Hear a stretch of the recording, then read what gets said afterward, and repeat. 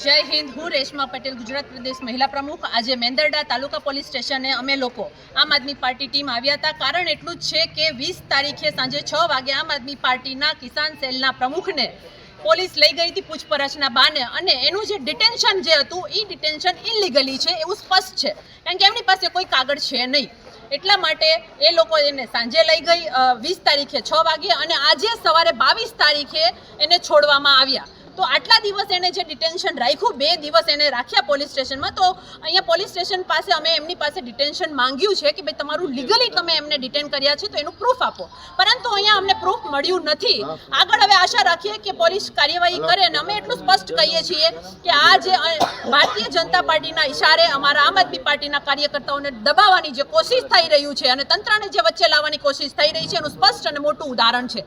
આટલા દિવસ તમે કોઈને ડિટેન કરો છો, ભૂલ એની ખાલી એટલી જ હતી કે એને કિસાન આંદોલનને સમર્થન આપવા માટે એક પોસ્ટ મૂકી હતી અને આ એમાં સાદું એકદમ સિમ્પલ પોસ્ટ હતી અને એ પોસ્ટમાં એવું કોઈ નહોતું કે જેનાથી કોઈ અરાજકતા ફેલાય, પરંતુ કિન્નાખોરીના કારણે ભારતીય જનતા પાર્ટીએ અમારા આમ આદમી પાર્ટીના કાર્યકર્તાને દબાવવા માટે આ કૃત્ય કર્યું છે। અમે આમ આદમી પાર્ટી જરા પણ સાખી નહીં લઈએ।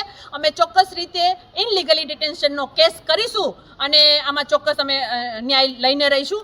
આગળ એટલું જ કહેવાનું છે ભાજપને કે તમારે લડવું હોય તો અમારી સામે સામી છાતીએ લડો, તંત્રનો દુરુપયોગ કરીને અમારા કાર્યકર્તાઓને ડરાવવાની કોશિશ ના કરો। જય હિન્દ, જય ભારત।